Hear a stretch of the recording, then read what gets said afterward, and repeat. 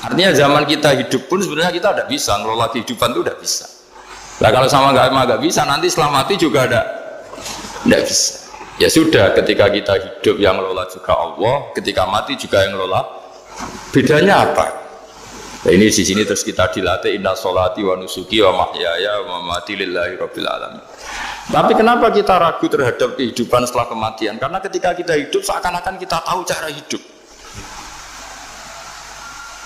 Makanya Allah itu tersinggung betul ketika ada orang merasa bisa ngelola cara hidupnya. Makanya kata Allah, kalau gojlok orang-orang yang kepedean itu, kalau kamu top, mbok jangan mati. Itu falaula in kuntum ghairu madinin tarji'unaha in kuntum shadiqin. Kalau kamu merasa top itu jangan mati. Di mana-mana mati itu tidak top. Falaula idza balaghatil khulqum wa antum khina idin tanzur. Mbok ketika nyawa kamu sudah sampai kerongkongan, kamu tarik lagi supaya kamu tidak mati. Mati itu tidak top. Katanya kamu top kok. Mati. Jangan mati. Kalau top itu jangan mati, jangan miskin, jangan tua, jangan jadi jelek. Pokoknya top terus gitu. Itu digocol sama Allah. Tapi orang itu lupa bahwa nah ketika sehat begini kita seakan-akan ngelola kehidupan.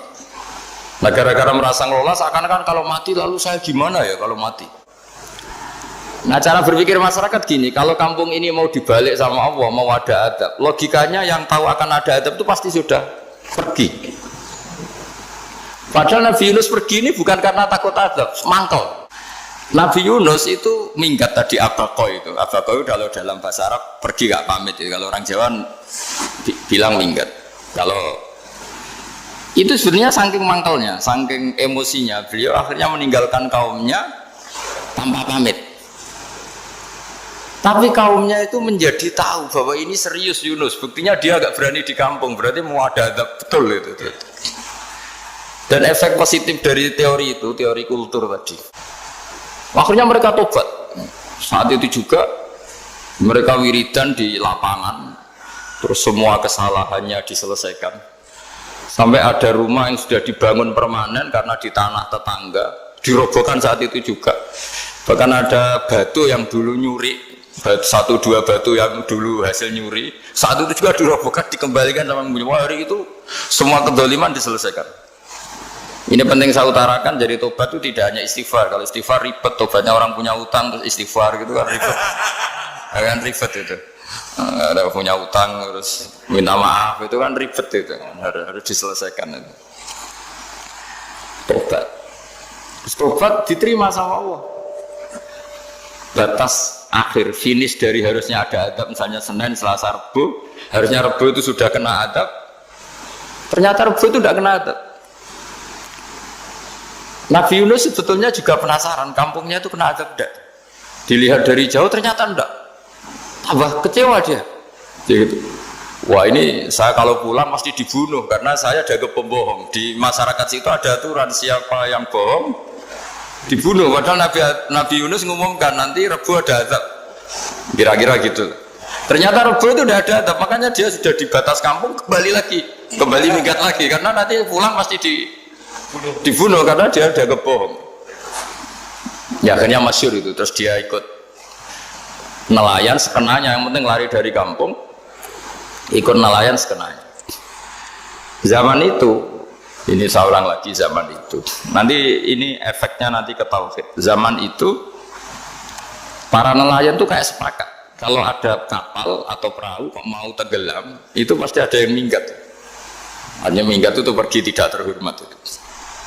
Terus fasahama fakana minal mudkhadin. Nah dulu tuh orang sudah punya peradaban. Ini cerita kultur, sudah punya peradaban. Punya peradaban. Ya sekarang gini, kalau nyemplungkan salah satu kan tidak adil diundi. Ternyata yang keluar dia Nabi Yunus.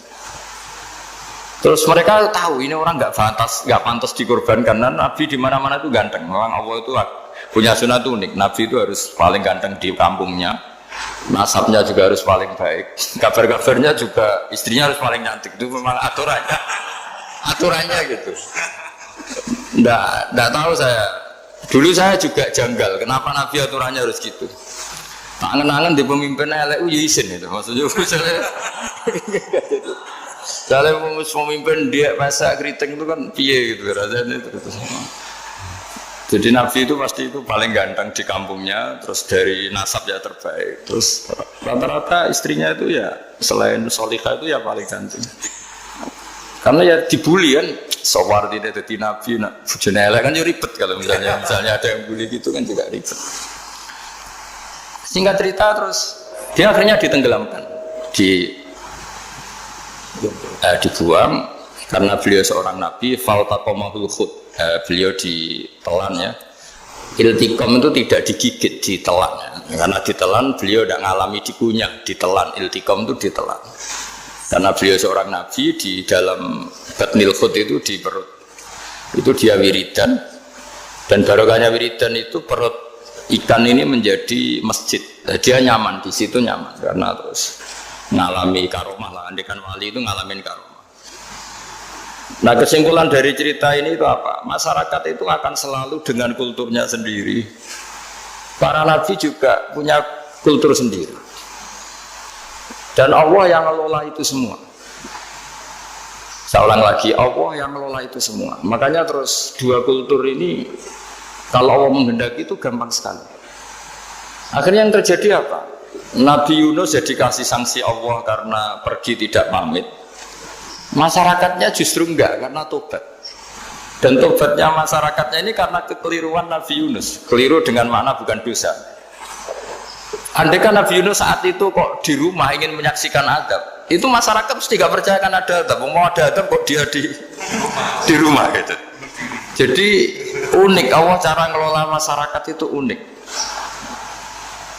Nah, dari keunikan-keunikan cara Allah ini kemudian lahirlah ilmu yang bernama ilmu tauhid, ilmu tawakal, ilmu pasrah nang pangeran gitu. Karena kemarin pas Pak Yusuf sama Bu Sulis sowan saya itu tak beri cerita agama itu milik Allah. Jika teori yang dikatakan manusia itu ya teori saja, tetap semua itu di tangan Allah.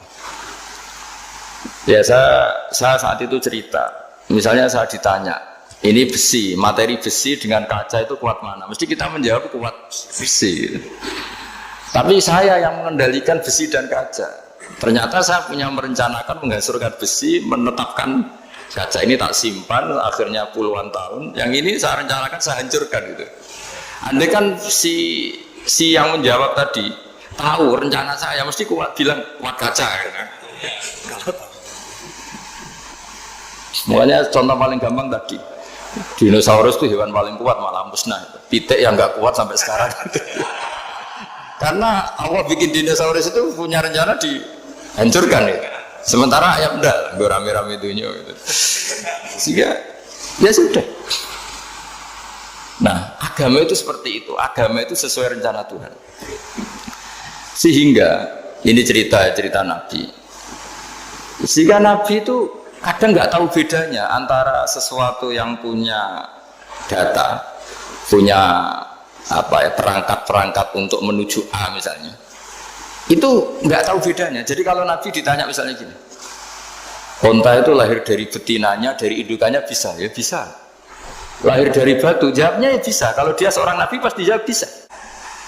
Jadi kalau Nabi ditanya, mata air itu keluar dari bumi kedalaman 7 meter, bisa. Keluar dari sini, dari meja, jawabannya ya bisa. Karena Nabi itu saking dekatnya Allah, tahu betul bahwa perangkat di dunia ini tidak bisa mendikte Allah. Semua itu kehendak Allah. Logika yang terbangun Nabi itu sebenarnya gampang ya. Kalau kita teliti itu hanya gampang, itu sesuatu yang benar itu pasti bisa dijelaskan secara gampang. Nah ini ngaji tauhid biar tidak terlalu berteori itu. Karena kalau saya cerita uang pinter jenengan. Dan saya tidak ingin pinter tentang uang. Tak beri contoh. Nah ini supaya nanti kalau sampean suatu saat meninggal ketemu mungkar nakir itu tahu cara menghadapi. Nanti tak warai tekniknya. Makanya ada cerita agama ini baik sekali. Orang bocorkan ujian nasional itu kriminal, bisa ditangkap Pak Rosidi. Tapi agama ini pertanyaan mungkar nakir dibocorkan semua kiai, itu nggak ditangkap sama mungkar nakir. Harusnya kan rugi karena ini pertanyaan Tapi semua kiai kan sudah membocorkan. Nanti pertanyaannya di kuburan itu man rabbuka, Tuhanmu siapa, agamamu apa.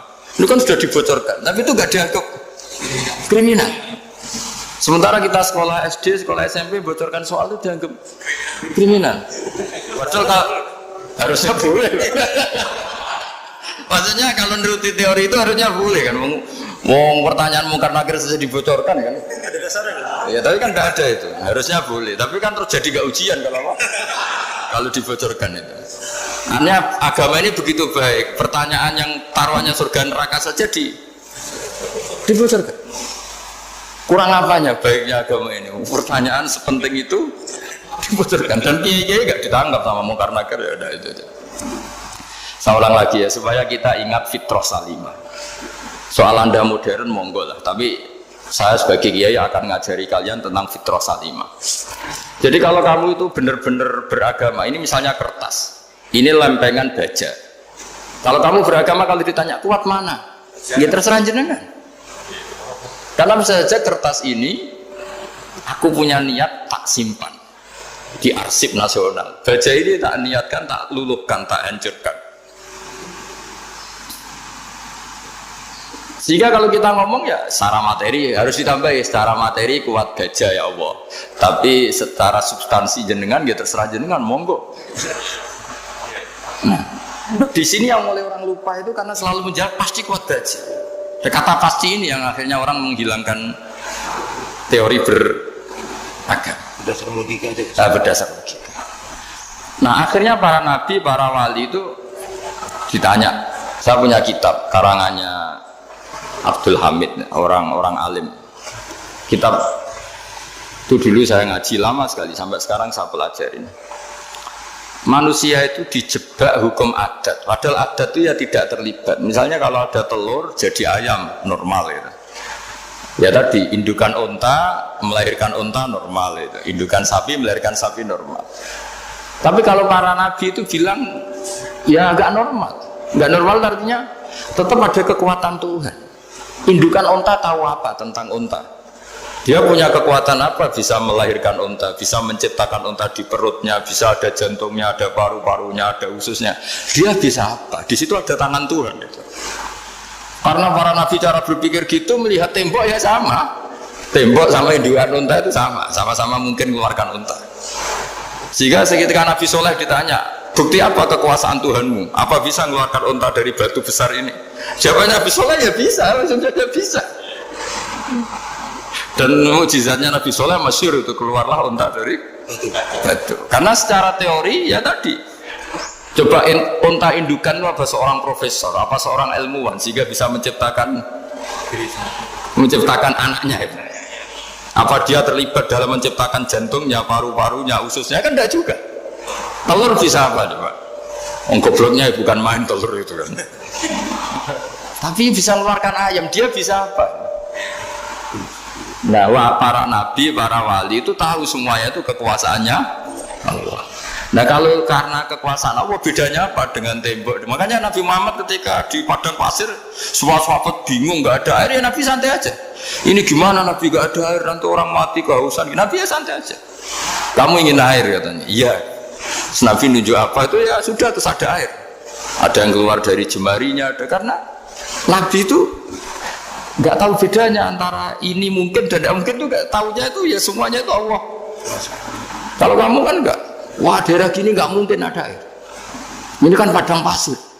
Air itu biasanya di daerah hutan gini malah berteori macam-macam. Seakan-akan tidak ada Tuhan. Jadi kalau orang nggak bakat wali pasti berpikirnya gitu. Makanya nggak wali-wali itu memang nggak bakat karena itu kan artinya menafikan kekuasaannya Allah kan. Seakan-akan Allah tidak mampu bikin air di situ. Tapi kalau Nabi santai aja. Makanya Nabi Ibrahim ketika mau dibakar ya santai aja. Menurut beliau api bisa apa? Jadi itu meskipun hukum adat dia selalu berjalan ya. Normalnya api yang membakar di padang pasir, normalnya ya nggak ada air, normalnya batu ya nggak mengeluarkan unta. Tapi kamu jangan terjebak oleh keseharian yang Anda lihat. Tetap di balik itu ada kekuasaannya Allah Subhanahu wa Ta'ala.